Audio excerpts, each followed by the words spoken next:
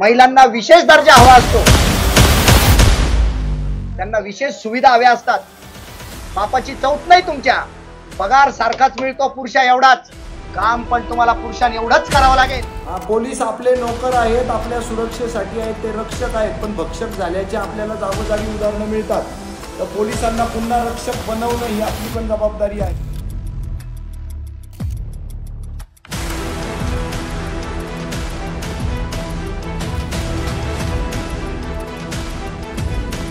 इच्छाशक्तीच नाही उरली यांच्यामध्ये, फक्त पेट्या खोके टक्केवाऱ्या भागीदारे याच्यामध्ये डोकं चालते.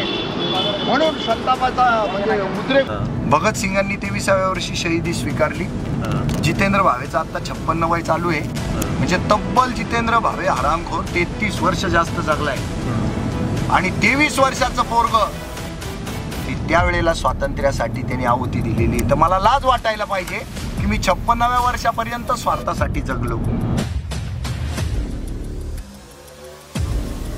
ज्या हरामखोरांनी त्याला राजकारण गटारगंगा म्हटलंय ना, तेच गटार आहे आणि तेच गटारीतले किडे. त्यांच्यापासून सावध राहिलं पाहिजे. राजकारण सुंदर आहे, सुंदर आहे, सुंदर आहे. 1000 वेळा सांगतो, राजकारण सुंदर आहे.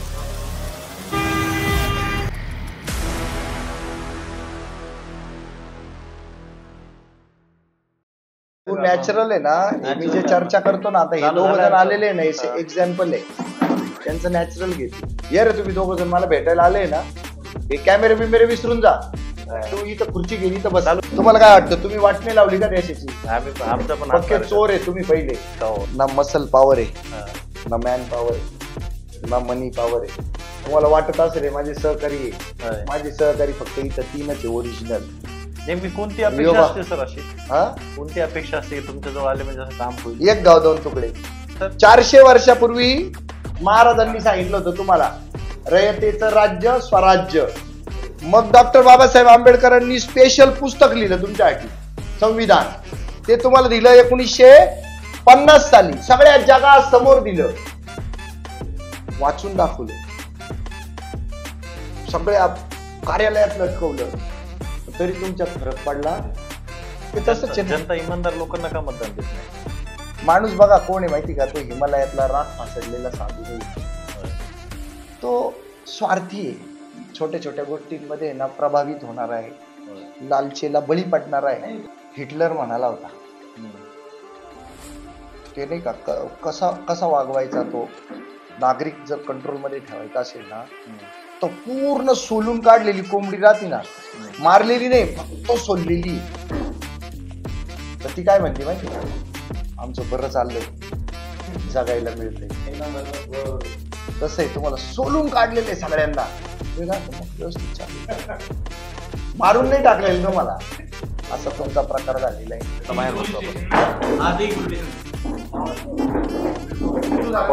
हा तू तोपर्यंत तर बोल. सर म्हणजे मी जेव्हा जेव्हा ऑब्झर्व केलं ना, तुमचा ब्युरोक्रेसीवरती खूप जास्त राग असतो, अधिकाऱ्यांवरती. मग त्यांच्याच वर आता ते शेवटचा माणूस आहे ना जो देश टिकवेल. पॉलिटिशियन टिकवू नाही शकत, कारण त्यांना आहे ना भस्म्या रोग झालेला आहे. ऍडमिनिस्ट्रेशन कडनं का अपेक्षा आहे, तर त्यांना अभ्यासाची पण जोड आहे. मग अभ्यासातनं विवेक येतो आणि विवेकातनच काहीतरी भलं होईल देशाचं, म्हणून त्यांच्या मागे लागायचं. ही जी मुवमेंट आहे ही कधी चालू केली तुम्ही? निर्भय महाराष्ट्र, तुम्ही जे टोपीवरती निर्भय महाराष्ट्र पार्टी 20 ऑगस्ट 2023. आणि काय हेतू होता?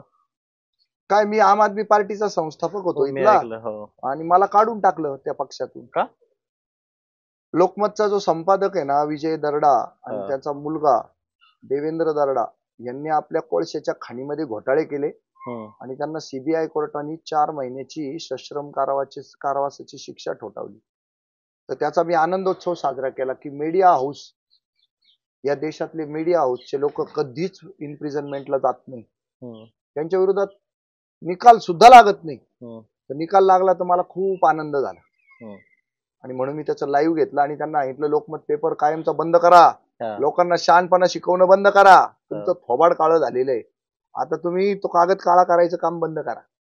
तर त्यांनी आपल्याला, ते राज्यसभेचे खासदार असल्यामुळं अरविंद केजरीवालांना त्यांनी वोट केलं होतं, अरविंद केजरीवालांच्या बाजूनी. त्यामुळे अरविंद केजरीवाल त्यांच्या उपकाराच्या बोजाखाली दबलेले होते. तर मग त्यांनी तिकडे तक्रार केली, तुमचा जिल्हाध्यक्ष, तुमचा सेंट्रल कमिटीचा अध्यक्ष, तुमचा एक सामान्य आम आदमीचा सदस्य आमच्या विरोधात एवढा बोलतो म्हणे. मग रात्री 12:18 मला पक्षातून काढून टाकण्यात आलं. अच्छा. आणि पक्ष मी नाही काढलेला, हा निर्भय महाराष्ट्र पार्टी हा. माझ्या सगळ्या सहकाऱ्यांनी काढलेला आहे. सहकाऱ्यांनी मला कॉन्फिडन्स दिलेला आहे, हा. कारण मला असं वाटत होतं की देशभरात 2,500 पार्ट्या आहेत ऑलरेडी, 2,500 पक्ष आहेत. होय. ते या देशाचं काही भलं नाही करू शकले अजून, तर आपला 2,500 पक्ष काय करील बा, नका करू असं काही. पोरं म्हणे नाही पार्टी काढायचीच. आणि मग त्याच्यामध्ये निर्भय महाराष्ट्र पार्टी हे नाव एका सामान्य नाशिककर नागरिकांनी सुचवलेलं नाव आहे. अच्छा. त्याच्यामध्ये आमचा ब्रेन नाही काहीच. पण ही टोपी आणि ते केजरीवाल टोपीची उपज माझी. अच्छा. हा, आम्हाला ते वाद झाला होता की ही टोपी कोणत्या रंगाची घ्यावी बा. तर नॅचरली मी हिंदू असल्यामुळं मला सगळ्यांनी सुचवलं भगवा भगवा भगवा. म्हटलं नाही बाबा. आणि मी ज्या आंबेडकरी चळवळीच्या माझ्या सहकाऱ्यांबरोबर मोठा झालो, संघर्ष करतोय, तर ते म्हणे आपला आपला निळा निळा निळा. म्हटलं नाही भाऊ, एक नाही घेऊन चालणार आपल्याला. ज्यांच्याकडे मी जिंदाबाद मुर्दाबाद शिकलो त्या लाल बावट्या बरोबर त्यांचा भडक लाल तो पण घेऊन टाकला. ओबीसी बांधव तर माझे उठता बसता सगळे मित्रच आहेत, त्यांचा पिवळा घेतला. आदिवासी बांधवांचा पिवळा घेतला, नंतर पांढरा रंग घेतला. नंतर मुस्लिम बांधव पण माझे मित्र आहेत. माझ्या आईबापाचा संसारच मुस्लिम जोडप्याने टिकवलेला आहे. माझ्या आई वडील आज वयाच्या 90व्या 80व्या वर्षी एकत्र येतात. ते एका मुस्लिम मौलानाची ती मेहनत आहे, नाही तर ते तेव्हाच संतापात माझे आईबाप वेगळे होऊन जाणार होते. अच्छा. तर मग त्यांचा हिरवा रंग घेतला, सगळे रंग एकत्र केले, तर हे तयार झालं. आणि ही जी भ्रष्ट व्यवस्था आहे, भ्रष्ट यंत्रणा आहे, त्याच्या निषेधाचा रंग आपल्याकडे काळा रंग, पृथ्वीवर काळा रंग हा निषेधाचा म्हणून मानला जातो. म्हणून तो घेतला. आणि मग जनताच मालक आहे. माझ्या संविधानानं सांगितलं, छत्रपती शिवाजी महाराजांनी सांगितलं, मग ते आम्ही डोक्यावर छापूनच घेतलं. तर आता सुद्धा लोकांना उकळ्या फुटतात 2025 मध्ये. भावे काहीतरी वेगळं सांगतो, भावे काहीतरी वेगळं सांगतो. अजिबात वेगळं सांगत नाही. रयतेचं राज्य 400 वर्षापूर्वी महाराजांनी सांगितलं. 1950 ला जनतेचंच राज्य आहे, लोकशाही आहे, हे संविधानानं सांगितलं. मी काय वेगळं सांगतो, मी फक्त तुमच्या बोली भाषेत सांगतो, जनताच मालक, एवढंच काय ते आमचं क्रेडिट आहे. आणि ते नाचवतो, घेऊन नाचतो मी, ते डोक्यावर घेऊन नाचतो, म्हणून तुम्हाला ते आवडतं. बाकी वेगळं काही सांगत. बस सत्तेत जर आले तर काय विजन आहे तुमचं महाराष्ट्रासाठी? सत्तेत आलो तर हे सगळं लिहून दिलेलं आहे, सगळं करतोच आहोत आपण. फक्त ते हात जे मातीचे आहेत ना, तर ते मातीचे होऊ द्यायचे नाही, भ्रष्टाचार होऊ द्यायचा नाही, तरी हे राष्ट्र पुढे निघून जाईल. I ॲश्युअर you. 1 महिनाभर फक्त बिना भ्रष्टाचाराचं प्रत्येकाने काम करा बरं, आपलंच काम करा स्वतःच. आता तू हे पॉडकास्ट बनवतोय ना, तर व्ह्यूज जास्त मिळावे म्हणून काही याच्यात लफडे करू नको. नॅचरल आणि ऑर्गॅनिक ठेव. तुम्ही जर दिलं तर मला लफडे करायची ऑर्गॅनिक ठेवा. हे तसाच हा देश ऑर्गॅनिक पद्धतीने चालवा. पण शिपायाला सांगितलंय ना, त्याचं काम त्यांनी ते मान्य करतो. परंतु जी सिस्टीम आहे ती विदाऊट भ्रष्टाचार करता, म्हणजे त्या सिस्टीम मध्ये राहू शकता का एखादा अधिकारी, चालूच शकतं, एखादा नेता? हो, चालूच शकतं. मी तुम्हाला सांगतो, आज मला 19 महिने झाले पक्ष स्थापन करून. मला जनतेनं 20 लाख रुपये दिले. हा बंगला 2 कोटी रुपयाचा आहे. 2 कोटी रुपयाचा बंगला. फुकट मिळालाय, फुकट. फुकट. कुठं बसले तुम्ही आता? टागोर नगर मध्ये, हार्ट ऑफ द नाशिक बसले. कोण देतं 2 कोटी रुपयाचा बंगला? मिळालाय. आता बाय तुझ्या गाडीमध्ये मी जाईल DDR ऑफिसला, फुकट. अजून बाहेर 2 गाड्या असतील, पाय तिथे एक गाडी, पाय ती सगळी फुकट उभी माझ्यासाठी. सगळे जण इथं जे जमलेले ना, हे माझ्यासाठी जीव काढायला तयार आहे. माझ्यासाठी, म्हणजे देशाला सरळ करणारा हा माणूस वाटतो त्यांना, म्हणून ते जीव काढायला तयार आहे. माझ्या दिवसभराच्या जेवणामध्ये घरातलं जेवण आठवड्यातनं 2 दिवस आहे माझ्या पोटात. बाकी सगळं बाहेरच जेवण आहे. सगळेजण डबे आणता माझ्यासाठी, डबे आणता. बाहेर खाऊ घालणाऱ्यांची संख्या जी आहे ना, ती असली तरी मी ते जेवण नाकारतो. मी त्यांना म्हणतो, तुमच्या बायकोनी बनवून दिलेला डबा आणा, एखादी पोळी आणा, भाजी आणा, चटणी आणा, खतम. त्याच्यावर जगतोय मी. 23 मार्च 2020 पासनं एक लाल कवडी सुद्धा न कमवलेला माणूस बोलतोय तुझ्याशी. 5 कोटीचा टर्नओव्हर होता माझा भावे प्लॅस्टो आणि भावे न्यूज एजन्सीचा. अच्छा. पण लाल कवडी कमवलेली नाही 23 मार्च पासून. राजकारणात येण्याच्या अगोदर छे अरे 23 मार्च अरे लॉकडाऊन झाला ना, हा. तेव्हा माझे 23 दुकान होते भावे प्लॅस्टोचे. रस्ता तिथे दुकान आणि अच्छा. जिथे दुकान तिथेच वरती मकान. 48 लोक कामाला होते माझ्याकडे. अच्छा. 5 कोटीचा टर्नओव्हर होता. हा. आणि ज्या दिवशी सगळे मृत्यूचं थैमान पाहिलं, रात्रंदिवस हाफ चड्डीवर पी कॅप घालून टी शर्टवर अहो रात्र फिरायचो. त्याच्यामध्ये अनेक मृत्यू पाहिले, सख्या साल्याचा मृत्यू पाहिला. हे सगळं क्षणभंगूर कसं आहे. आता आम्ही आहे ना डिंग्या मारतो खऱ्या. आता जर मला एक क्षणाला लकवा मारला आणि फक्त माझा हात जरी गायब झाला, फक्त हात, त्याच्यातला जीव निघून गेला, तर तेव्हा तुम्हाला कळतं की हा हात किती महत्वाचा होता. बिलकुल. जोपर्यंत इंटॅक्ट आहे ना तोपर्यंतच काम करून घ्या. तर 23 मार्चला तो साक्षात्कार झाला मला.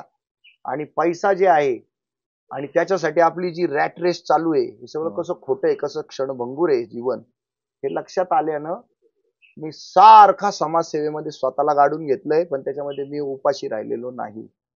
माझं घरदार सगळं चाललंय त्याच्यात. माझी पोरगी सीए झाली आता 8 महिन्यापूर्वी. मी एक व्हिडिओ बघितला तुमचा, तुमच्या भावाने काहीतरी 1 लाख रुपये दिले. 1 लाख रुपयाचा चेक दिला. रिटायर झालेल्या माझ्या मोठ्या भावाने 1 लाख रुपये दिले तिला. भावाचं प्रेम पण तर या सगळ्या गोष्टी आहे ना, तुमचं मन निरलस असेल, पवित्र असेल, शुद्ध असेल. मला एवढा यश का मिळतं? 19 महिन्यात कुठलाही राष्ट्रीय स्तरावरचा नोंदणीकृत पक्ष एवढ्या लवकर मोठा होत नाही. आणि मी कोणी बाळासाहेब ठाकरेंचा मुलगा नाही, शरद पवारांचा मुलगा नाही. मी कोणी नाहीये. मी सुप्रिया सुळेंचा भाऊ नाहीये. आलं का लक्षात? मी असदुद्दीन ओवैसीचा भाऊ नाहीये. तरी पण 19 महिन्यात सामान्य लोकांनी उचललेली पार्टी आहे. तुम्हाला कोण राजकारणातला चांगला नेता कोण वाटतो सर? कोणीच नाहीये महाराष्ट्रात. कोणीच नाही. महाराष्ट्राच्या बाहेर? महाराष्ट्रात नाही, महाराष्ट्राबाहेर नाही. एक नाही, एक नेता नाही. कोणीच नाही. सगळे हमाम में नंगे. सगळ्यांनी लुटलाय माझा देश. सगळ्यांनी लुटला. एकदम जबाबदारीनं सांगतो. त्या लोकसभेत 545 मध्ये एक तुम्हाला सरळ माणूस नाही सापडणार. विधानसभेत 288 मध्ये तुम्हाला एक सरळ नाही सापडणार. विधान परिषदेत 78 मध्ये तुम्हाला एक नाही सापडणार. प्रशासनात सुद्धा नाही सापडणार तुम्हाला. 100% भ्रष्टाचारी आहेत. 100% भ्रष्टाचरण करणारे लोक आहेत. 100% कामचुक्कार लोक आहेत. म्हणून तर देश स्लो चाललाय. आता तुम्ही म्हणाल कसं? शासनाच्या दिलेल्या फॅसिलिटीज पारदर्शक पद्धतीनं देश उत्थानासाठी नाही वापरलं जात. बघा, एखाद्या IAS ला गाडी दिलेली असते, एखाद्या PI ला गाडी दिलेली असते सरकारी, ते भाऊ आपले बायका पोरं कोंबून फिरतय, वेळेवर कामावर येत नाहीये, पटकन घरी जातय, नको त्या वेळेला जेवायला जातय. आपल्या पोझिशनचा फायदा रोजच्या दैनंदिन जीवनात स्वतःच्या तो त्या पोझिशनचा फायदाच घेतोय. हे सुद्धा भ्रष्ट आचरणच. प्रत्येक गोष्ट in the interest of the nation त्यांनी करायला हवी आहे. सगळ्या लोकप्रतिनिधींनी, सगळ्या प्रशासकीय नोकरांनी, त्यांच्या अधिकाऱ्यांनी, सगळ्यांनी in the interest of the nation काम करायला पाहिजे. सोल्युशन काय याच्यावरती? म्हणजे प्रामाणिकता, पारदर्शकता. आता तुमच्याजवळ मी तेच मांडतोय ना, 19 महिन्यात मला एवढं प्रचंड यश का मिळालं? सचिन राठोड पुण्याहून इथपर्यंत पोहोचला का बरं? मी तर तुला आव्हान दिलं नव्हतं. माझ्याकडे तुला पैसेच मिळणार नाहीये. तुला तर अजून मी पाणी पण नाही पाजलं. पाणी कोणतं पाजलं माहिती का तुला? सकाळी आरोच्या नळाला मी भरलेली बाटली ती काय 20 रुपयाची नाही घेतली. गरम पाणी पाजलंय तुला. अजून काहीच दिलं नाही तुला इथं. आणि हे पण मोकळं भोंगळं मी याच्यावर सांगतो स्क्रीनवर. मला काहीच प्रॉब्लेम नाही. इतकं शुद्ध, इतकं नितळ, इतकं निरलस, इतकं पारदर्शक, इतकं स्वच्छ, इतकं प्रामाणिक, इतकं इमानदार जर तुम्ही जगला वागला ना, तर तुम्हाला हे यश मिळतं. ते मला मिळालंय आणि ते मोठं होणार आहे याची मला खात्री आहे. आणि शेण खायची गरज नाही पडत. शेण खायची वेळ आली ना तर मृत्यूचा सामना करा. माणूस शेण केव्हा खातो? एक तर मृत्यूचं भय आणि मोठी लालसा. या दोघांवरही मी विजय मिळवलेला आहे. मी मृत्यूचा सामना करणार आहे. मला काहीच प्रॉब्लेम नाही. एक तर हे 20 कोटी रुपये घे, नाही तर मृत्यूला सामोरं जा. अशी ऑफर आली, आपण काय घेणार आहे? मृत्यू. 20 कोटी नाही, काही संबंध नाही. तडजोड करायचीच नाही, मरून जायचं. लोक फोटोला हार घालतील आणि कार्यक्रम चालू ठेवतील. ठेवला तर ठेवला, नाही तर नाही. काय घेणं देणं. बरं सर, महाराष्ट्रामध्ये जर सध्या परिस्थिती बघितली आपण राजकारणाची, तुम्हाला तुमचं ऑब्झर्वेशन काय सध्याच्या घडीला जे महाराष्ट्रात राजकारण चालू आहे? सगळं खोटं चालू आहे. जसं की औरंगजेबाची कबर झाली, लक्ष वेधायचे कार्यक्रम आहेत. त्याच्यानंतर ते एक कविता, तो स्टँडअप कॉमेडियन त्याने कविता बोलली त्याच्यावरती. परंतु जे मेन मुद्दे आहेत महाराष्ट्राचे जनतेचे, जे मेन मुद्दे आहेत, तुलाच काम ते नाही, तर- तू बेरोजगार आहे, ते तर मी दुसरं- बेरोजगार आहे. हा. आता हा नेता एवढी बडबड करून राहिला 23 मार्च पासून एक लाल पैसा कमावला नाही म्हणजे मी कोण आहे? मी बेरोजगार आहे. दोघांचा आपला सेम प्रॉब्लेम आहे. आता हे तू तुझ्या बाय चॉईस निवडलेलं प्रोफेशन आहे, तुझ्या मनाला बरं वाटलं पाहिजे, आई बापालाही दिसलं पाहिजे की काहीतरी वेगळ्या खुबीचा पोरगा आहे. पण त्यातनं लाखो रुपये मिळतायत का? करोडो रुपये मिळताय का? आता नाही मिळत आहे ना. ते खिशातून घालून आलो. आणि मग बेरोजगारी आहे. सगळ्यात मेन प्रॉब्लेम तो इथं मला सगळेजण ऐकून राहिले, हे सगळे बेरोजगार आहे. एखादाच बरा आहे याच्यातला, एखादाच बरा आहे. तो तडजोड करून स्वतःला बळजबरी म्हणून राहिला माझं बरं आहे. हा, त्यांचं फाडून काढलं तर सगळं खरं आहे, ते बेरोजगार आहे. म्हणजे मग जे समाधानी आहे, ज्याचं सर्व काय खोटं आहे ते समाधानी नाही तो. बरं ठीक आहे, ज्याच्याजवळ पैसा आहे त्याला म्हणजे त्याला राजकारणाशी काहीच घेणं देणं नाही राहिलं. म्हणजे जो कमवतोय सध्या महाराष्ट्रामध्ये जर आपण बघितलं, ज्याला स्वतःचा जॉब आहे, स्वतः चांगलं कमवतोय, त्याच्यामुळे त्याला राजकारणात काय होतं याच्याशी घेणं देणंच नाही राहिलं. नाही राहिलेलं ते पहिल्यापासूनच येते, शिवकाळापासून मग येते, रामराज्यापासून आहे. परंतु भोगावं तर त्यांना पण लागतंय. मग आता जर आपल्याला क्रांती घडवायची तर जागरूक तर सर्वांना करावं लागेल. हो, तेच मग काम यासाठी चालू काय करायचं आता? आहे. सध्या रोज रस्त्यावर फिरतोय, तो बोर्ड आणणार आहे आतला, रस्त्यावर फिरतोय रोज, डोळ्यात डोळे घालून सच्याला विचारतोय, सच्या तुझा प्रॉब्लेम सांग. सच्याच्या डोळ्यात माझ्या डोळ्यातली करुणा बघितल्यानंतर त्याला अपेक्षाचा भाव दिसतोय मला, आणि मी त्याच्यासाठी काम करतोय. बघा, या सगळ्या गोष्टीतनं जन्माला आलेला बोर्ड आहे हा.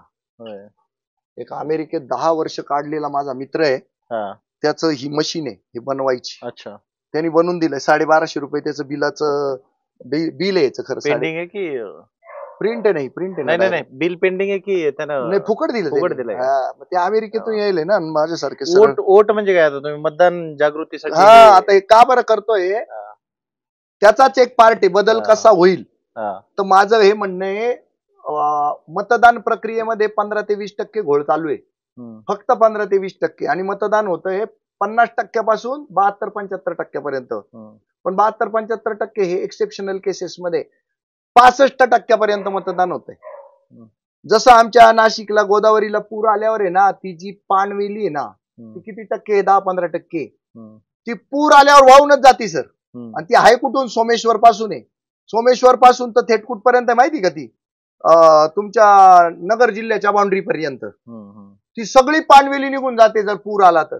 मताचा जर पूर आला ना, तर ते 15% जे फ्रॉडचे मत आहेत ना, वेगवेगळ्या पद्धतीनं मिळवलेले, ते सगळे वाहून जातील सर.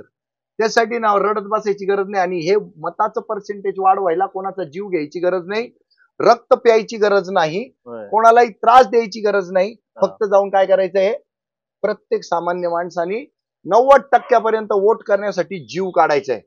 त्या दिवशी सकाळपासूनच सगळ्यांनी एकमेकाला फोन करायचे, चला चला चला चला चला वोटिंगला चला. झालं पाहिजे.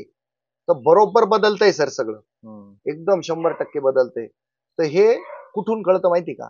रस्त्यावर उतरलं तर कळतं. आणि आज रस्त्यावर उतरणारे लोकप्रतिनिधीच राहिले नाही, रस्त्यावर उतरणारा तलाठीच राहिला नाही, रस्त्यावर उतरणारा तहसीलदारच राहिला नाही, रस्त्यावर उतरणारा एक्झिक्युटिव्ह इंजिनियर एमएससीबीचा राहिलाच नाही, रस्त्यावर उतरणारा हातात पेटी घेऊन घरोघरी जाणारा डॉक्टरच राहिला नाही, रस्त्यावर उतरून पुस्तकं वह्या हातात घेऊन घरोघरी विद्यादानाचं काम करणारा शिक्षकच राहिला नाही. न्यायालय मेली, न्यायाधीश मेला, शिक्षक मेला, डॉक्टर मेला, पोलीस मेला, म्हणून माझा देश मेला. तुम्ही जेवढे पण प्रोफेशनचे नाव घेतलं ना, प्रत्येक प्रोफेशन वरती एक प्रश्न आहे सर. जसं तुम्ही आता डॉक्टर म्हटले, डॉक्टरी पेशामध्ये सर्वात जास्त भ्रष्टाचार चालू आहे. माझं जे मत आहे, कारण नाही सगळ्याच ह्याच्यात भरपूर भ्रष्टाचार चालू आहे. प्रत्येक याच्यावर. आता तुम्ही ते कोर्ट सिस्टम म्हटले, एका जजच्या घरामध्ये आता पैसे जळालेले तुम्हाला प्रकरण माहित असेल, ते झालं. त्याच्यानंतर शिक्षकी पेशामध्ये शिक्षकच मेला माझ्या देशातला. आणि तो विद्यार्थ्याला जन्मालाच घालू शकत नाही. तो नपुसक झाला, तो शंड झाला, तो अनप्रोडक्टिव्ह झाला. आणि विद्यार्थीच घडेना. त्यामुळे ना एन्झायटी जी आहे, जाणून घेण्याची वृत्ती, ती मरून गेली. बालकांमधली आहे ना जाणून घेण्याची वृत्ती मेली. विद्यार्थीच घडत नाहीये. आणि ज्या देशात विद्यार्थी घडत नाही त्या देशाचं भवितव्य चांगलं असूच शकत नाही. आणि आपल्याला म्हटलंय, सांगितलंय, माणूस सरणावर जाईपर्यंत विद्यार्थी आहे, सरणावर जाईपर्यंत विद्यार्थी, आणि जर त्या विद्यार्थी जो जन्माला आलेला आहे त्याला जर गुरुच मिळत नसेल, देश घडेलच कसा? आज जर प्राध्यापक होताना जर 1-1 कोटी 1.25 कोटी रुपये जर संस्था चालकाच्या नरड्यात बंडल कोंबावे लागत असतील, जर शिक्षक बनण्यासाठी 60-60 लाख रुपये द्यावे लागत असतील, नॉन टीचिंग स्टाफला जर 30-30 35-35 लाख रुपये शिक्षण माफियाच्या तोंडात ते बंडल कोंबावे लागत असतील, तर कशा ते शिक्षण संस्थांमधनं विद्यार्थी घडूच शकत? पैसे देऊन वारांगणा बऱ्या हो, पण या शिक्षण माफियांचं जे चाललेलं आहे ना ते फार वाईट चाललेलं आहे. वारांगणा बऱ्या, पण तो डॉक्टर ज्या पद्धतीनं लोकांच्या शरीराशी खेळतोय ना, त्याच्यामुळे सगळं धोक्यात आलंय. आणि सर प्रत्येक दवाखान्यामध्ये त्याच्याच जवळच्या माणसाचं मेडिकल असतं. म्हणजे मी एक ऑब्झर्व केलं, माझ्या भावाला डेंग्यू झाला होता मागे, तर तो डॉक्टर काय करायचा, सकाळी यायचा आणि तो मेडिकल लिहून द्यायचा. आता मेडिकल मध्ये रोज काय करायचा, तो सॅनिटायझर लिहून द्यायचा, हँड ग्लोव्ह लिहून द्यायचा, त्याच्यानंतर ती सलाईन लावायची जी नळी असते का, ती 30 रुपये, त्याची 30 रुपये किंमत असते त्याची, 300 लिहितो. त्याच्या मेडिकल वरती 300, 200, 400 असं ते लिहिणार. आणि आता आपल्या घरातलं जर दुखण्याला पडलं तर आपण पैशाचा विचार नाही करत, राईट? ते कुठूनही मॅनेज करणार, आपण ते पैसे आणणार. म्हणजे ही लूट चालू आहे. याच्यावरती सरकार पण बोलत नाही, जनता पण बोलत नाही. सरकारमधले आमदार खासदार हेच शिक्षण माफिया झाले. सरकारमधलेच आमदार खासदार मंत्री हेच वेगवेगळ्या कॉर्पोरेट हॉस्पिटल मधले इन्व्हेस्टर झाले. कोरोनामध्ये तुम्हाला न्याय का नाही मिळाला? तर प्रत्येक दवाखान्यात नगरसेवक, आमदार, खासदार, आजी माजी सगळे यांनी छोट्या छोट्या दवाखान्यांमध्ये माझे 10 लाख ठेव, माझे 20 लाख ठेव, माझे 50 लाख ठेव, माझा 1 कोटी ठेव, माझा 1.5 कोटी ठेव. मग आलेला पेशंट हा त्यांच्यासाठी बळीचा बकराच होता, म्हणूनच तो मारला गेला. जर ती इन्व्हेस्टमेंट नाकारली असती ना तर सगळ्यांना न्याय मिळू शकला असता. खरी गोम हीच आहे.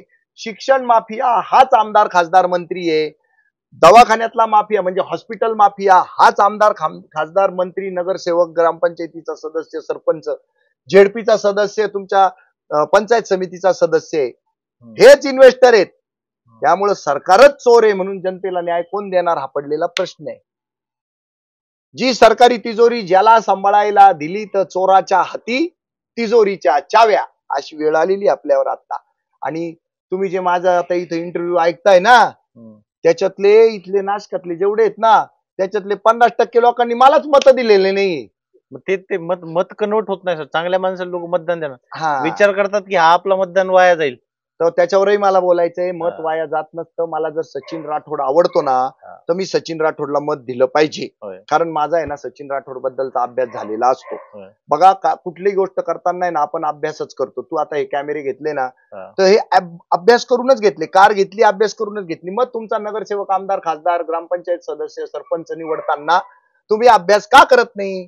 कांदे बटाटे घेताना तुम्ही 17 निवडून घेता, मग तुमचे ग्रामपंचायत सदस्य, सरपंच, झेडपीचे सदस्य, पंचायत समिती सदस्य, आमदार, खासदार निवडताना तुम्ही ते चिकित्सा का करत नाही, तपासत का नाही? का बरं?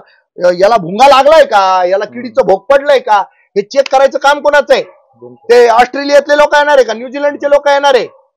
अरे आपल्यालाच तपासायचे आपले लोकप्रतिनिधी. मानसिकता बदलली पाहिजे, ते आपलं मतदान वाया नाही केलं पाहिजे. दुसरी गोष्ट, मत वाया जात नाही. हे बघा, भावेला मत दिलं तर भावे निवडून आला पाहिजे, हा आग्रह का धरताय तुम्ही? भावे काय मटक्याचा आकडा आहे का? भावे काय लॉटरीचं तिकीट आहे का की त्याला मत दिलं तर तो निवडूनच आला पाहिजे? आणि जो निवडून येतो तो तुम्हाला आवडत नसताना सुद्धा तुम्ही त्याला मत देता, आणि तो निवडून आल्यावर तो तुमचे पैसे चोरायला लागतो, आणि नंतर तुम्ही म्हणता मत वाया गेलं. आणि भावे इथं तुम्हाला बेंबीच्या देठापासून ओरडून तुम्हाला याचना करत असतो, अरे चांगल्या माणसाला मतदान द्या रे. तुम्ही जसं काम केलं, एखाद्या नेत्यानं काम केलं घेतं, तुम्ही जसं रस्त्यावर उतरले आजपर्यंत, म्हणजे लोक दावा करतात का महाराष्ट्रात, भारतात असा माणूस पाहत नाही आम्ही का जो रस्त्यावर सारखा फिरत राहतो. आपण दाखवूया ना रस्त्यावर कसं उतरायचं. चला कुठं जायचं सांगा तुम्ही. आता DDR ऑफिसला जाणार, DDR ऑफिसला. माझ्याकडे आला एक लासलगावचा माणूस, माझ्याकडे आला एक सिन्नरचा माणूस, दोघं पण माझ्या ना तर विधानसभा मतदारसंघातले. एक आहे सिन्नरचा लोकसभा मतदारसंघातला, पण त्या नालायकानं मला मत द्यायला नाहीये. तरी त्याला मी घेऊन जाणार, त्याचं काम करणार आहे आपण. नेक्स्ट टाइम मतदान दिलं पाहिजे, कोण दिलं नाही.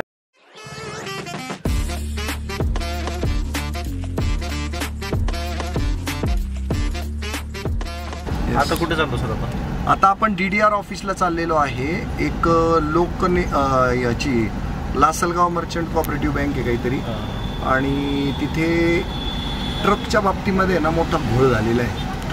हा, त्या कर्जदाराच्या ट्रकचा घोळ केलेला आहे. त्या म्हणजे त्यांच्या नावावर नसलेली ट्रक ओढून आणली त्यांनी आणि ती विकून टाकली त्याची डायरेक्ट ऑप्शनमध्ये, आणि तरी त्याचं कर्ज कमी केलेलं नाही, उलट त्याच्यावर 138 केसेस टाकून. मला हे सांगायचं आहे की असे प्रकार का घडतायत, तर कोऑपरेटिव्ह बँका, पतसंस्था आणि खाजगी फायनान्स कंपन्या या नावाला रजिस्टर्ड आहेत आणि नावाला सहकार खात्यातनं चालतात, नावाला रिझर्व्ह बँकेकडनं चालतात, पण त्याच्या आडून खरी चालते ती खाजगी सावकारी. काय चालते? खाजगी सावकारी चालते, खाजगी सावकारी. हा प्रॉब्लेम चालू आहे आणि त्याच्यामध्ये हा विक्टीम आहे आत्ताचा मोरे म्हणून, आणि दुसरा एक विक्टीम आहे आस्वरे म्हणून, तो सिन्नरचा आहे. आता 70,000 जर कर्ज घेतलं ना तर न्यायानं रिझर्व्ह बँकेच्या नियमाप्रमाणे, सहकार खात्याच्या नियमाप्रमाणे 70,000 जर कर्ज घेतलं होतं ना तर त्याच्या दामदुप्पट सुद्धा घेता येत नाही थकलेलं कर्ज. तर त्याला आता 2.5 लाख रुपये मागितले जात आहेत. म्हणजे पतसंस्थेचा चेअरमन आणि पतसंस्थेचे संचालक हे चोर, दरोडेखोर, डाकूच नाहीये, तर ते खरे खाजगी सावकार आहेत. मदर इंडिया मधला तो लाला आहे ना, लाला, ते झालेले आहेत आता हे सगळे जण. आता आपण करणार काय ते? आता त्यांचा कार्यक्रम लावायचा, जो जो या देशामध्ये जनसामान्यांना कोणत्याही प्रकारे लुटण्याचा, त्यांचा शोषण करण्याचा प्रयत्न करेल, त्या प्रत्येकाला निर्भय महाराष्ट्र पार्टी धडा शिकवेल आणि त्याला बरोबर बिहाइंड द बार म्हणजे तुरुंगापर्यंत नेण्याचा प्रयत्न वारंवार करत आली आहे, इथून पुढे पण करतच राहील आणि त्याच्यामध्ये प्रामाणिकता असेल. मला हे सांगा, एसी वाढवर भैया जरा फुल करून टाक एसी ते फिरव. सर मला सांगा, म्हणजे पर्सनल आयुष्यावरती काही इफेक्ट होत नाही याचा? म्हणजे तुम्ही आता डायरेक्ट भिडायचंच करता सगळ्या कुठं पण. हा, शहीदी स्वीकारलेल्या माणसाबरोबर तू बोलतो आहेस. भगत सिंगांनी 23व्या वर्षी शहीदी स्वीकारली. जितेंद्र भावेचा आता 56 वय चालू आहे. म्हणजे तब्बल जितेंद्र भावे हरामखोर 33 वर्ष जास्त जगलाय आणि 23 वर्षाचं पोरग ते त्यावेळेला स्वातंत्र्यासाठी त्यांनी आहुती दिलेली. तर मला लाज वाटायला पाहिजे की मी 56व्या वर्षापर्यंत स्वार्थासाठी जगलो. तर शहीदी स्वीकारलेली आहे मी, त्यामुळे मी कोणाला घाबरत नाही. DDRचं कार्यालय इथं येताना आहे ना, इथले आतल्याचं कामं करतो. हा जो डेपो आहे, कचऱ्याचा डेपो, हा वर्षानुवर्ष इथून हालत नाही. तर आम्ही DDRचा अपयश समजतो. DDRचे नक्कीच NMC मधल्या अधिकाऱ्यांशी संबंध मधुर असू शकतात, रिक्वेस्ट करू शकतात आणि इथं स्वच्छता मेंटेन करू शकतात. हीच ती आहे ना सगळ्या सरकारी कर्मचारी आणि अधिकाऱ्यांची ही घाणेरडी मानसिकता आहे. इच्छाशक्तीच नाही उरली यांच्यामध्ये. फक्त पेट्या, खोके, टक्केवाऱ्या, भागीदाऱ्या ह्याच्यामध्ये डोकं चालतंय. म्हणून संतापाचा म्हणजे उद्रेक होऊन जातो. डोकं थांबतायत सर तुम्हाला बघून? हा, मग थांबणार.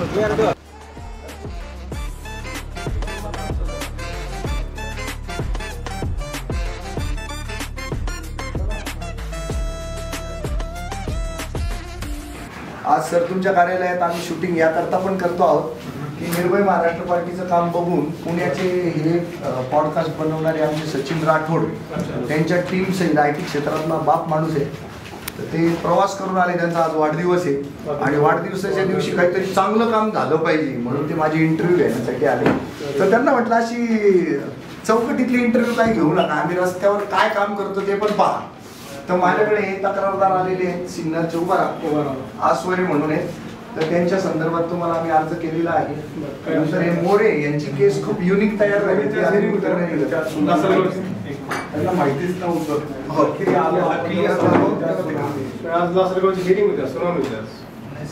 त्यांचा जो अहवाल घेतला ना आपण पाड कार्यालयाकडून, त्याच्यावरती त्याचा पॉझिटिव्ह अहवाल आला आणि त्यानंतर आपण हेरिंग घेतली त्याच्या डायरेक्शन घेऊन. तर जबाबदारीने मी तुम्हाला सांगतो, हे जे पतसंस्थांचे संचालक, चेअरमन हे त्या पतसंस्थांच्या आणि कोऑपरेटिव्ह बँकांच्या आडून खाजगी सावकारी करतायत. आज इथल्या इथं सिद्ध होतंय, सुनावणी असताना त्याचा सहभागच नाहीये, त्याच्यापर्यंत पत्रही पोहोचलेलं नाही. आता माझा पेशन्स तुम्ही बघताय, मी या केसमध्ये माझ्या माहितीप्रमाणे 10व्यांदा तुमच्याकडे आलोय, या केसमध्ये 3ऱ्यांदा मी तुमच्याकडे येतोय आणि मी तुमचे जे शब्द असतात ना ते फायनल समजून इथून निघून जातो. आता माझ्या फाईल बघा, हा, त्यात प्रॉपर आपण संबंधित तालुका कार्यालयाला चौकशीला दिला. त्यांनी अहवाल आपल्याकडे केला. त्यांनी सांगितलं याच्यामध्ये की आम्हाला इथं थोडंसं डाऊटफुल असं वाटतंय. असेच कर्जदार असतात सगळे, मी सुद्धा तशातलाच होतो. मी पण तुम्हाला सांगतो, लोकांना खूप आनंद असतो की वेळेच्या आत मी जर कर्ज फेडलं तर माझी कॉलर टाईट होणार आहे. कधीच कोणी मुद्दाम करत नाही. जेव्हापासून करोना आणि कोविड येऊन गेला ना सर, खूप लोक उद्ध्वस्त झाले, पण बँकांनी त्याचा इतका गैरफायदा घेतलेला आहे, कोऑपरेटिव्ह बँकांनी आणि पतसंस्थांनी लोकांच्या शेत्या, घरं, दारं, गाड्या, घोडे इतकं मोठ्या प्रमाणावर जप्त केलेले आहे की त्याच्यामधली पारदर्शकता आहे ना ती नसल्यामुळं आणि त्यांच्या डोक्यात हे असल्यामुळं की आम्ही भ्रष्टाचार करून हे सगळं दाबूनच नेऊ, त्याच्यामुळे जनतेची खूप पिळवणूक आणि शोषण चालू आहे मोठ्या प्रमाणावर. एखादं कँग्रीन जर झालं तर आपण पाय अँप्यूट करून टाकतो, हात अँप्यूट करून टाकतो, पण त्याच्यावर इलाज निघाला पाहिजे. याच्यासाठी जर आपल्याला काम करायचं असेल ना सर, तर विश्वासार्हता वाढण्यासाठी सहकार मोडीत काढला वेगवेगळ्या सत्ताधीशांनी का तर सहकारामध्ये प्रचंड मोठ्या प्रमाणावर भ्रष्टाचार होतो म्हणून. तर त्याच्यावर तुम्ही काहीतरी ना एक मॉडेल सेट करा सर. ही विश्वासार्हता वाढवण्यासाठी काहीतरी करावं लागेल. त्यावेळेला तुमचा MPSCचा जो तुम्ही केलेला अभ्यास आहे ना तो माझ्या देशासाठी पूर्ण ठरला असं म्हणावं लागेल आपल्याला. आमच्या स्तरावरून देणार ज्या तक्रारी येतात त्याची दखल आम्ही घेतो आणि जे समजा ते भ्रष्टाचार वगैरे तुम्ही म्हणताय ऑडिट पतसंस्था आणि बँकांच्या बद्दल त्याचे ऑडिटर आमच्याकडे स्पेसिफिक रिपोर्ट देतात. त्या रिपोर्टनुसार आमच्याकडे FIR दाखल करणे कुठली कारवाई प्रलंबित नाही. आजच्या घडीला मी ओपनली सांगू शकतो की या DDR ऑफिसची किंवा माझ्या नाशिक जिल्ह्यामध्ये जिथं ऑडिट रिपोर्टवरती जर काही दोष निर्माण दिले असतील तर आमच्या स्तरावर कुठली कार्यवाही पेंडिंग नाही. मी आज तुम्हाला ठामपणे सांगतो. आता हे स्टेटमेंट ऑनलाईन झालं सर, आम्ही त्याचा तुमचं अभिनंदनच करणार. पण मला काय म्हणायचं, विश्वासार्हता वाढ म्हणजे काय की जो माणूस इथं आलेला आहे ना तुमचा मुद्दा बरोबर की तो समाधानी असला पाहिजे, तो सारखा उकळता असतो.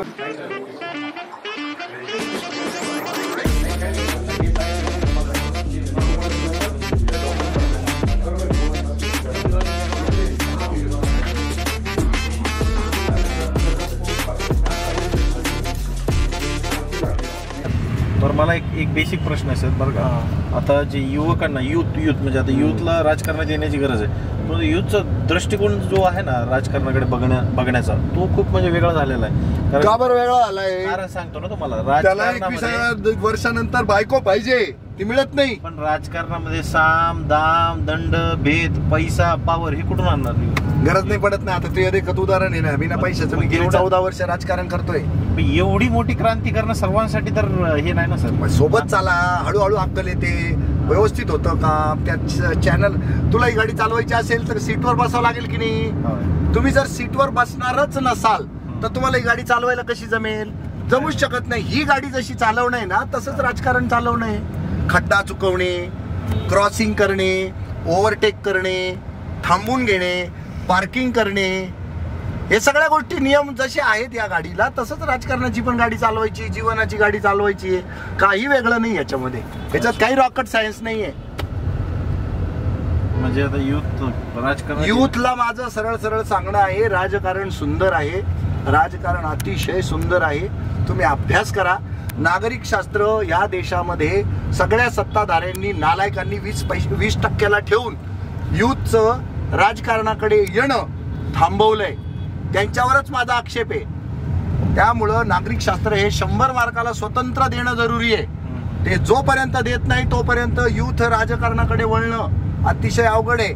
पण माझ्यासारखं पारदर्शक आणि प्रामाणिक काम जर राजकारणात जर सगळेजण करू लागले तर मोठ्या प्रमाणावर युथ राजकारणात येणार म्हणजे येणार. उलट तुम्हाला सांगावं लागणार, अरे नको येऊ राजकारणात बस, असं होईल. पण नेमके चोट्ट्या भामट्यांनी भरलंय राजकारण सगळं आणि त्याच्यामुळे युथ येत नाही.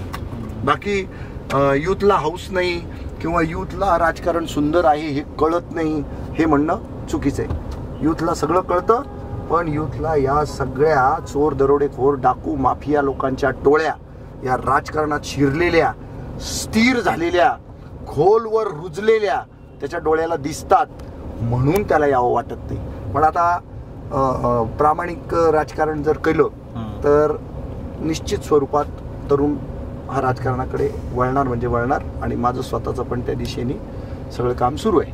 विदाऊट राजकीय भूमिका असताना, म्हणजे घरात कोणी राजकारणी नसताना आपल्या महाराष्ट्रात किंवा देशामध्ये अशी परिस्थिती, राजा का बेटाही राजा बनेगा. आमदाराचा मुलगा आमदार बनणार, नगरसेवकाचा मुलगा नगरसेवक बनणार. बदलेल ते पण. हे बदलायला पाहिजे. बदलेल पण प्रयत्न नाही केला तर नाही बदलणार. याच्यासाठी काय प्रयत्न करताय तुम्ही? तुमच्या पार्टीकडनं काय प्रयत्न करताय? मी दिसेल तो जो येईल तो. जनरली ट्रेंड असतो बघा, एखाद्या शहराच्या ठिकाणी ह्याच जातीचा जर चेहरा दिला शहराध्यक्ष म्हणून, जिल्हाध्यक्ष म्हणून, तरच पक्ष मोठा होईल, तरच राजकारणात आपलं नाव होईल. ह्याच्यातनं लोकांना बाहेर काढलंय मी. मला जो अप्रोच करेल तो कुठल्या जातीचा असू द्या, मी त्याला आहे ना ताबडतोबीनं जबाबदारी देतो.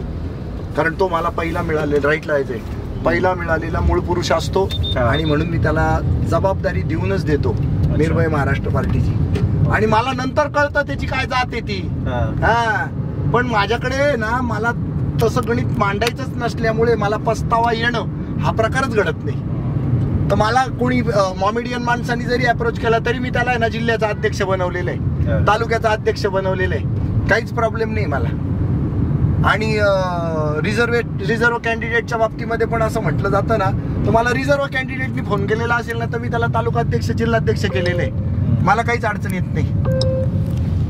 तर हीच ती नांदी आहे की राजकारण सुंदर आहे आणि नुसतं सुंदर म्हणून चालणार नाही, तुम्हाला कृतीशील कार्यक्रम राबवावे लागतील, वाईटपणा घ्यावा लागेल, प्रचंड इच्छाशक्तीच्या जोरावर तुम्हाला काम करत राहावं लागेल. त्याच्यामध्ये सातत्य, जिद्द, चिकाटी ही तुम्हाला ठेवावी लागेल. आणि राजकारणाच्या केंद्रबिंदूला जो संविधानामध्ये पण सामान्य माणूस सांगितलेला आहे तो प्रत्यक्षात त्या सामान्य माणसालाच तुम्हाला पुजावं भजावं लागेल आणि कृतीमध्ये पुजावं भजावं लागेल. त्यासाठी वाईटपणा घ्यावा लागेल. मातब्बरांना, सरंजामदारांना, जमीनदारांना, श्रीमंतांनाच फक्त राजकारणाची कवाडं उघडण्याचा भामटा कार्यक्रम थांबवावा लागेल आणि तो आम्ही थांबवतोय. आम्हाला काहीच प्रॉब्लेम येत नाही. चांगला प्रयत्न सर तुमचा. आणि म्हणजे राजकारण करता करता लोकांचे जर प्रश्न सुटत असतील, आम्ही प्रश्न सोडवता राजकारण करतोय. राजकारण करता करता लोकांचे प्रश्न नाही सोडवत आहे, आम्ही पहिले लोकांचे प्रश्नच सोडवतोय. आम्ही लोकांचेच प्रश्न सोडवता राजकारण करतोय. आणि राजकारण सुंदर आम्हाला तेव्हाच वाटतंय.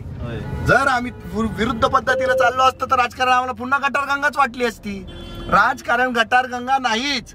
ज्या हरामखोरांनी त्याला राजकारण गटारगंगा म्हटलंय ना तेच गटार आहे आणि तेच गटारीतले किडे आहेत. त्यांच्यापासून सावध राहिलं पाहिजे. राजकारण सुंदर आहे, सुंदर आहे, सुंदर आहे. 1000 वेळा सांगतो राजकारण सुंदर आहे. कारण आज तू मी गाडीत बसलोय ना तर ही गाडी मंजूर झाली लोकसभेत, तेव्हा तुला मिळाली नाही तर हुंड्याईचा या देशात काय संबंध होता.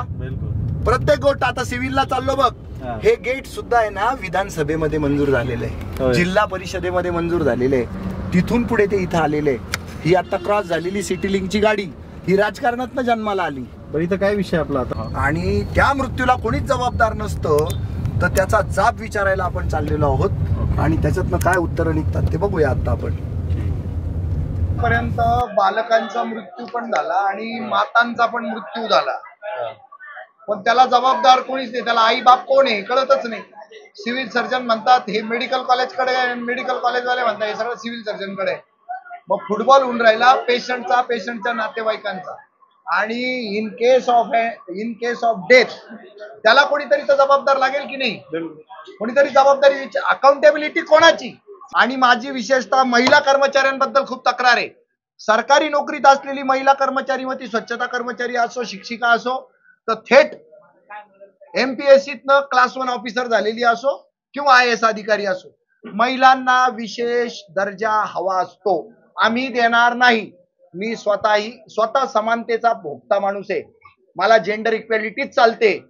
पण या सगळ्या सरकारी नोकरीत तुम्ही जेंडर इक्वॅलिटी स्वतः महिलांनी स्वीकारलेली नाही. महिलांना विशेष दर्जा हवा असतो, त्यांना विशेष सुविधा हव्या असतात. बापाची चौथ नाही तुमच्या, पगार सारखाच मिळतो पुरुषा एवढाच, काम पण तुम्हाला पुरुषांनी एवढंच करावं लागेल. करता येत नसेल ताबडतोब घरी बसायचं. अजिबात आमच्या डोक्याला ताण द्यायचा नाही आणि फुकटचा पगार तर बिलकुल खायचा नाही. आणि काम चुकारी आणि भ्रष्टाचरण, पर्समध्ये जास्तीत जास्त नोटा कोंबून घरी जाणाऱ्या ज्या महिला कर्मचारी आणि अधिकारी आम्हाला दिसलेले आहेत ना, त्यांची आम्हाला लाज वाटते. सारखा तुमचा विनयभंग होतो. तुमचा धंदा आहे का विनयभंगाचा? इथं येता तुम्ही विनयभंग करून घ्यायला येता का? कामाला येतात, जनतेची सेवा करायला येतात का विनयभंगाची वाट पाहायला येता तुम्ही? तर हा नीचपणा पहिला महिला कर्मचाऱ्यांनी आणि अधिकाऱ्यांनी थांबवणं लय जरुरी आहे.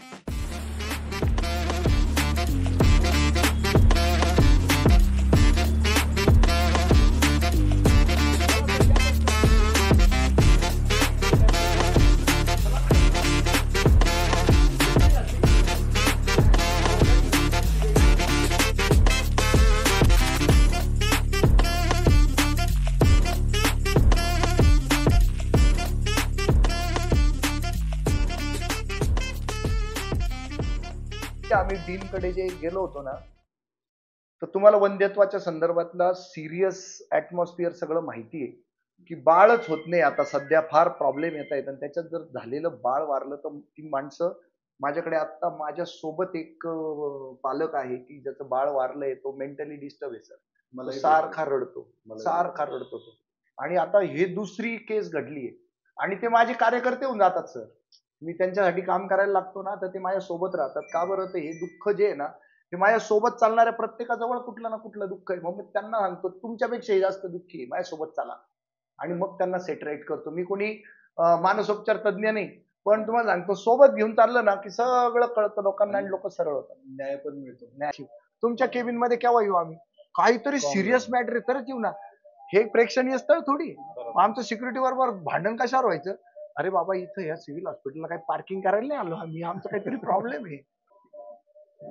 आणि थोडे 2-4 वाचा पण पेशंट Yes. त्यांच्या नातेवाईकांचं काय म्हणणं, रॅन्डम कोणत्याही पानावरचं वाचा. थांबा एक मिनिट. मी टेस्ट चेक करतोय. मी अजय गोसावी. मला साप चावला होता तर मी खूप सिरियस झालो होतो, म्हणून मला ICU मध्ये ऍडमिट केलं होतं. मग आता माझी तब्येत एकदम बरी आहे. मला लवकर बरं केल्याबद्दल तुमच्या सर्व स्टाफचे मी आभार मानतो.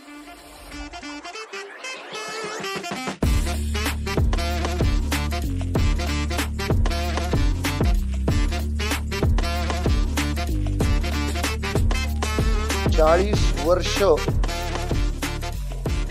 सिव्हिल आणि निगडीत प्रश्न. तो इंटरव्ह्यू मध्ये काय असतं, आपण व्यक्तीला ओळखण्याचा प्रयत्न करतो, परंतु बऱ्याच गोष्टी अशा असतात सर की म्हणजे जे करत नाही ते पण बोलून देतो माणूस.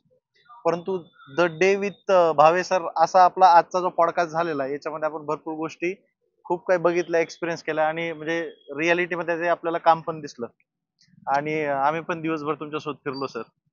आमच्याबद्दल काय वाटतं मला? थोडीशी जरा आमची पण तारीफ करून द्या. IT क्षेत्रातला माणूस नुसत्या करिअरच्या आणि पॅकेजच्या गप्पा मारण्यात दिवस घालणारा IT क्षेत्रातला माणूस आपली स्वतःची हॉबी मेंटेन करतो. 200 किलोमीटरचा प्रवास करून माझ्यासारख्या माणसाला भेटायला येतो आणि त्याच्यात थरोली घुसतो आणि काम आम्ही जे जे सांगतोय त्याला ते स्वीकारतो. कारण तू ती टेबलावर बसून अक्रॉस द टेबल इंटरव्ह्यू घेण्यापेक्षा आम्ही प्रत्यक्षात काय करतो आहोत, एक्झॅक्टली, आम्हाला समाजामध्ये काय स्थान आहे ते प्रत्यक्ष तू अनुभवलं पाहिजे. असं जेव्हा सचिनला मी म्हणालो, सचिननी ते स्वीकारलं. खऱ्या अर्थानं अशा पद्धतीचे इंटरव्ह्यू होणं गरजेचं आहे. आजचा जो पत्रकारितेचाच हा एक भाग आहे.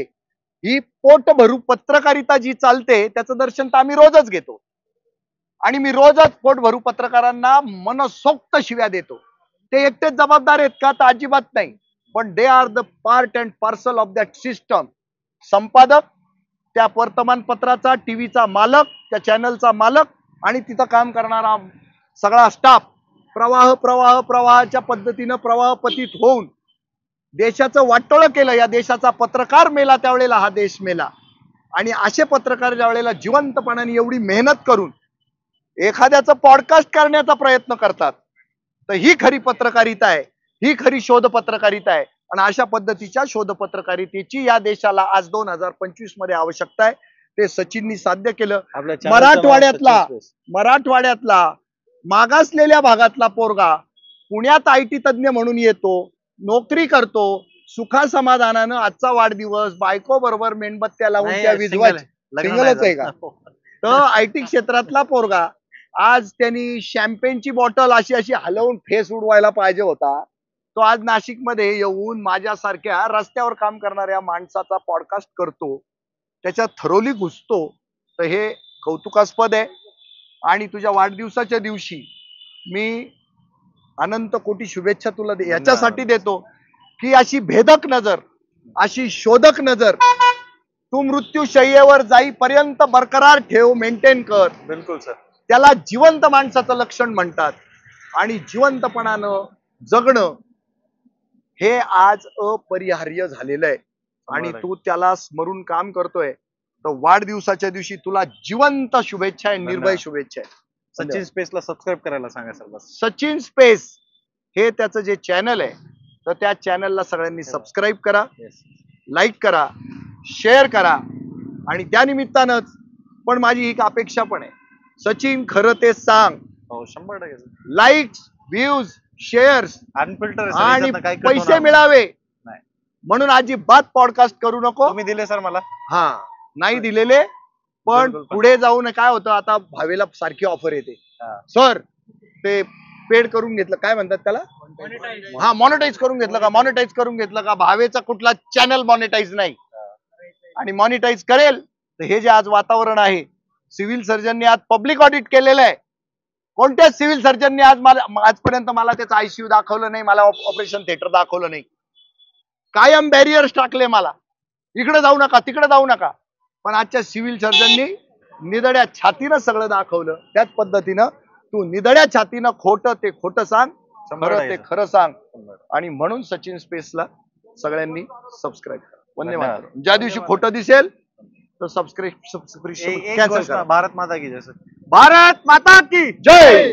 वंदे मातरम मातरम मातरम वंदे मातरम. मातरम मातरम वंदे मातरम. मालक मालक जनता तुम्हाला